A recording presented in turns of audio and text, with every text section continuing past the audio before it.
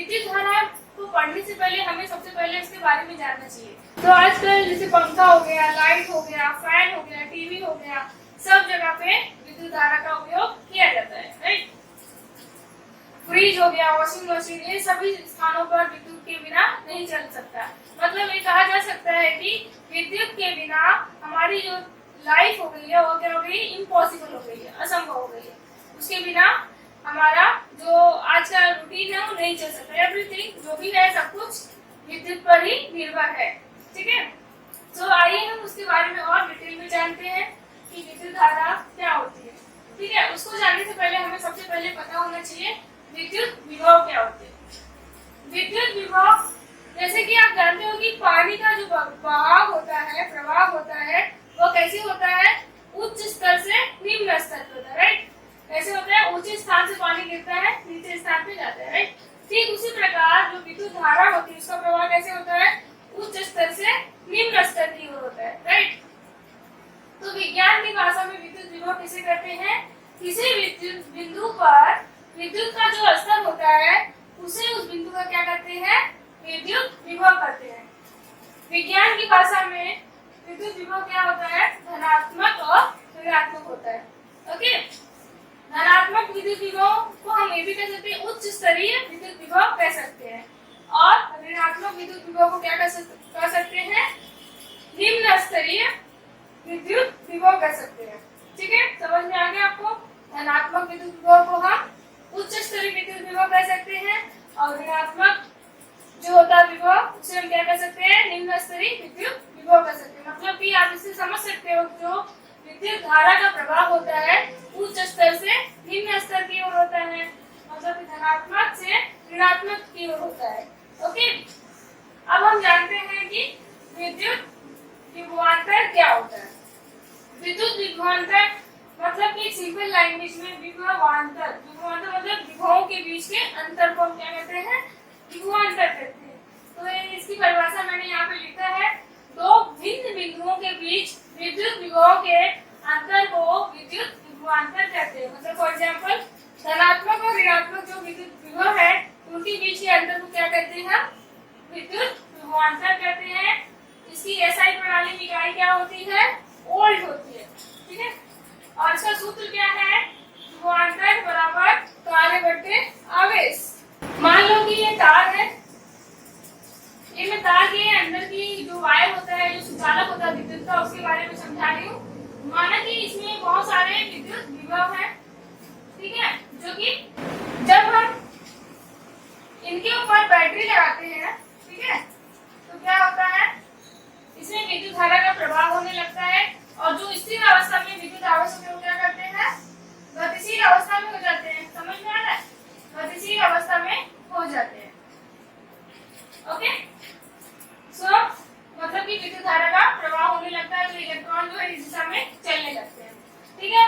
मतलब ये कुछ कार्य करते हैं, तो क्या कार्य करते हैं उसे हम W से दर्शाते हैं, और कितना विद्युत आवेश का प्रवाह हो रहा है उसे हम क्या कहेंगे, Q कहेंगे। यदि हम एक वोल्ट विभवांतर की बात करते हैं तो ये किसके बराबर हो जाएगा, 1 जूल बटे 1 कूलम।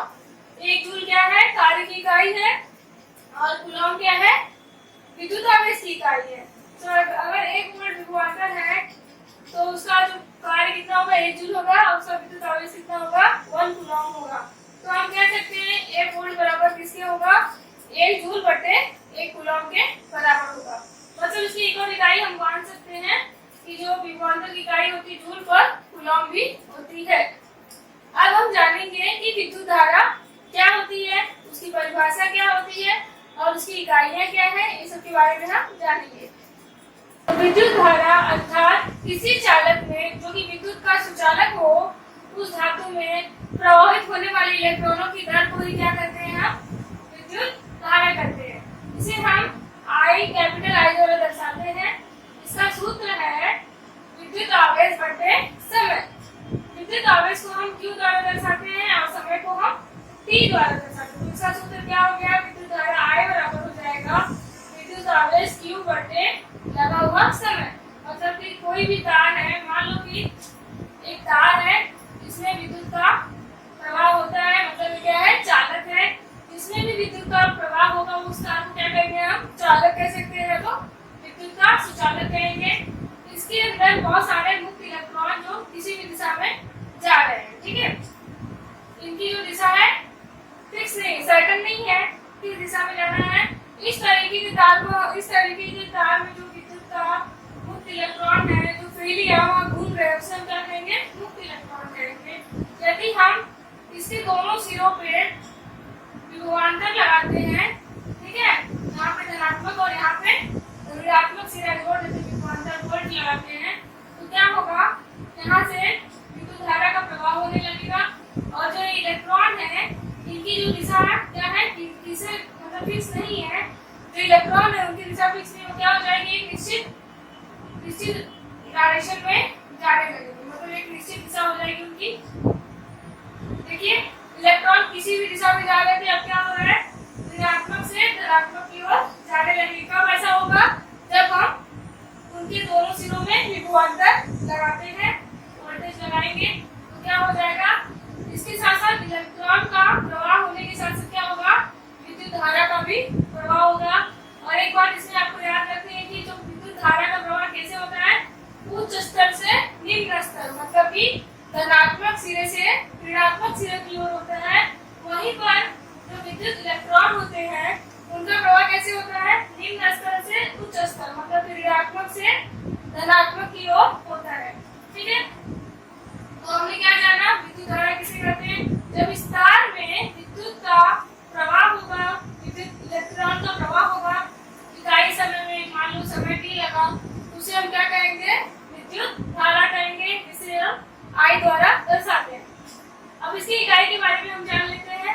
तो विद्युत धारा की SI प्रणाली में इकाई क्या होती है, एम्पियर होती है, जिसे हम A द्वारा दर्शाते हैं, कैपिटल A द्वारा। अगर हम 1 एम्पियर की बात करें तो क्या होता है, 1 एम्पियर मतलब होता है यदि सुचालक में से 1 सेकेंड में 1 कूलॉम विद्युत आवेश का प्रवाह होता है। समय कितना लगा, 1 सेकेंड लगा, और विद्युत आवेश से कितना हो रहा है, 1 कूलॉम का विद्युत आवेश प्रवाहित हो रहा है, तो चालक में बहने वाली विद्युत धारा क्या हो जाएगी, 1 एम्पियर हो जाएगी, ठीक है। तो हम कह